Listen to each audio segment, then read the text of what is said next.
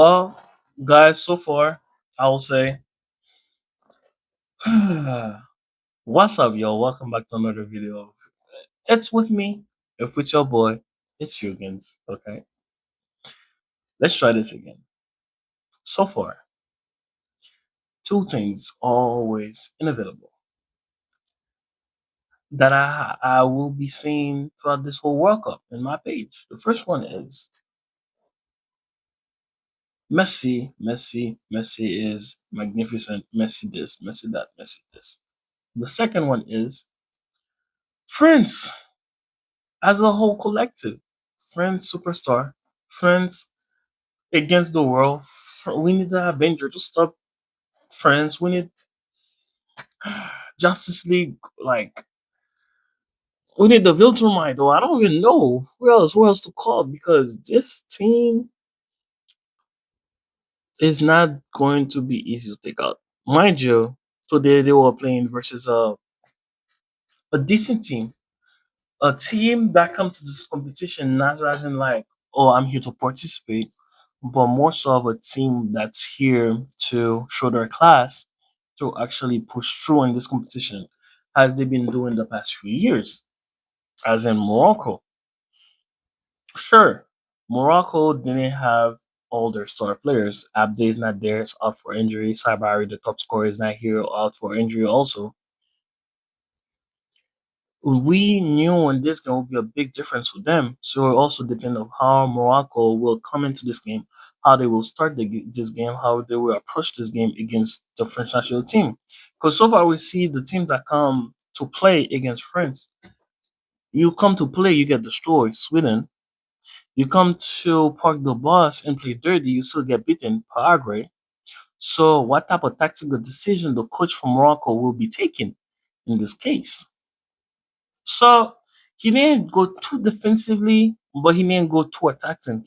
Attacking also, he was right there in the middle and waiting for them, waiting for Fritz to have a lack of laziness here and there and get the ball and go for the counter, which they could not get at all. France was just burying Morocco in their half. First half, I think France had like three shot on target. It was like Doué and Mbappe had I think like two real quick. And I was like, yo, this is gonna be a long night for Morocco if you really think about the first half. And to get it worse, they had France had a penalty, tackle Mazui and everything, and it became a penalty for France. And I was like, okay, now it's gonna be a bad night because now the tactical approach that you had over the game go out of the window because now if France gonna score early, kind of early because I think it was like after the cooling break. Well, before the cooling break, and now you gotta come out a little bit to play to score. You can't sit back throughout the whole game. You gotta have a different approach. Then the most weirdest thing happened, right? So VAR, they was reviewing the penalty. It was a penalty. It was a clear penalty. I don't know why they had to review it. It was straightforward. Dembele have the ball, hold it, waiting. Okay, ref is like, hey, ready? Dembele pass it to Mbappe. Mbappe about to shoot. The ref stop it again. And this is where, right? As a player, when you're on a spot like this, where you be like, you gotta wait. Because if I'm not mistaken, it was more than a minute wait. Wasn't two, probably like 2 minutes and seconds, about to be 3 minutes wait. It's you versus the goalkeeper right there, just standing there waiting. And you, as the penalty taker, will be thinking like, uh, okay, should I place it there? Should I do Panenka? Should I just place the ball on the bottom right, bottom left, top bin? Like you have so many options where if you just take the penalty right then and there, you don't have, it's just a mindset thing. It's just you be playing with your mind, and then Mbappe took it and missed. It was a terrible, terrible penalty. I'm not taking nothing away from Bruno, but it was a terrible penalty. I personally feel like Mbappe could have done better there, but again. It's a psychology of the thing. Okay. Then honestly, Morocco didn't even propose really not much in the first half. It was all friends. Even look at Dean had a long shot from range, hit the crossbar. I'm like, ooh, this guy. Whew. My apology, it's kind of late. Not late, but I'm sleepy. I don't know why. But yeah, France had the control. I honestly thought the whole 90 minutes, I didn't feel like France needed to go second gear or do anything extra to win this game. Yeah, the first half ended 0-0. Morocco be like, okay, cool. First half ended 0-0. We need just to have to a better half and maybe take France the penalty kick or anything. Because so far, I guess that's the only way you could take out that first half of the team or actually destroy it. I don't know, man. It's just, who? We need Tony Stark in this. We need Batman to figure out a plan to stop this franchise because if not, this is going to be their third final in three World Cup back to back. It's scary. Second half started, still the same play. They are pushing Morocco back.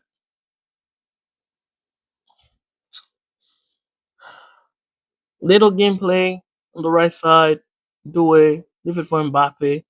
Mbappe with just a beautiful bend. Second post. Bono could not do nothing. Mbappe used the defender screen to take the shot. Beautiful, beautiful, beautiful shot. He does them so many times. Mbappe is M. 20 goal. 20 World Cup game, 20 goal for Mbappe, yo. He's fake. He's Mr. World Cup. He's 27. 4 more years he'll be 31. 4 more years he'll be 35. 4 more he'll be 38. So technically, if he wants to and he's got the level, could have 3 more World Cup in him. I mean, Messi had it. He's playing right here at 39. Ronaldo's 41. So therefore, it's not something that's impossible for it to be done. It's scary. At this rate, right? I personally feel like Mbappe could retire with at least a close to the 30 goal margin for the World Cup or in the 30 goal margin for the World Cup. And at one point of time, we could not even fathom the idea that a player will reach this kind of number because Miroslav Klose had it so long with 16, Ronaldo R9 had it at 15.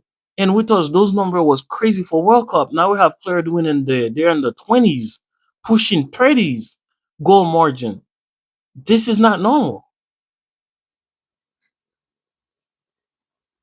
Mbappe is a scary player from this World Cup. And if Mbappe can get that form that he's playing in the World Cup to his club level, it's scary for Europe. Or is it that he's just better for his national team? I mean, he's still good for his club team, but there's something about a tournament that you got your focus in, and then you have that one chance to win it. You put everything you had in that competition. Maybe that's it. This is what Mbappe is showing to us. This is what he's proving to us. Even though he had a terrible first half, even though Dembele had a terrible first half, Olise, I honestly can say only Due really had two half that he can be proud of. Taking shot, taking players on, making passes. Honestly, beside that, it was quite half. In second half, everybody took their own. Mbappe scored. Dembele with a beautiful, beautiful goal also. A back heel for by Mbappe. Due still doing his thing. And Olise was a little more free to express his game. Even him at the end of the game started trolling against the player of Morocco, started losing the ball carelessly. Anything. I honestly personally felt like Turkey was gonna come in this game to replace him because he was not having the most amazing game like we've seen so far in the tournament, but still a decent game for the second half.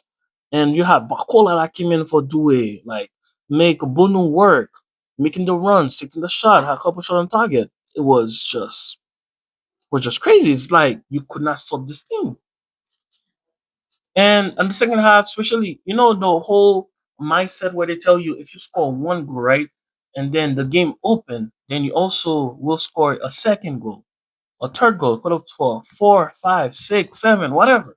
Because as soon as you score the first goal, the game is open. Morocco will have to come out to attack and try to score to go to the second round. But they could not even do that after France scored. Because it was a couple minutes after Dembele scored, it was 2-0, and that was it. There's nothing else you could do. There's no comeback against this French national team. With all this attacking power they have, it uh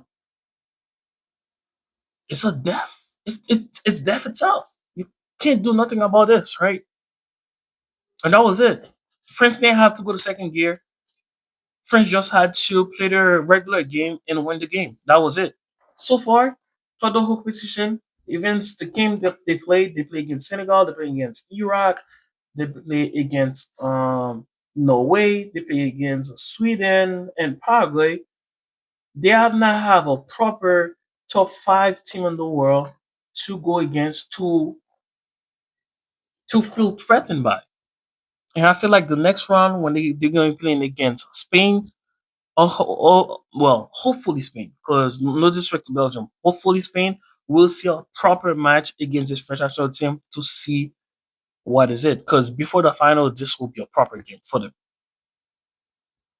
And whoever come to the final against France, knowing France is gonna win it. France is going to win their fourth World Cup.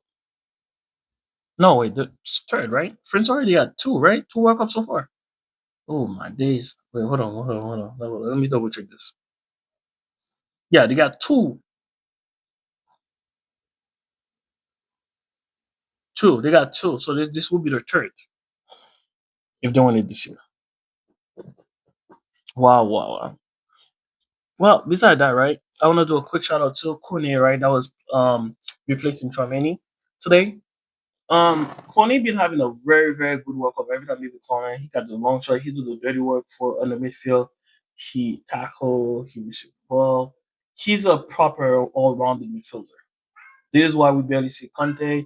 This is why friends don't even miss Tramini because he's been there, he's been covering. I didn't thought he wasn't gonna have that much minute, and I thought it was gonna be Tramini, Rabiot, but the injuries from Tramini and Rabiot also been helping him gain some play time. So he did his thing. And let's talk about the pairing of the center back, right? Honestly, everybody gonna keep talking about the attackers of French national team, but guys, they have Upamecano and Saliba in the back. They have Konate on the bench. Did Konate even play so far in this World Cup? I don't recall. They have the two best in one in the world, bro. Upamecano is what 27. Saliba is 25. Ay, ay, ay, ay, ay, ay.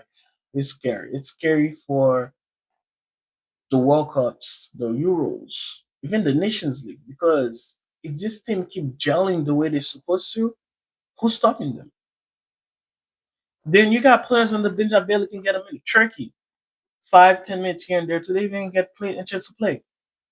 Turam, they even play yet so far in the World Cup. Akliush, a promising winger,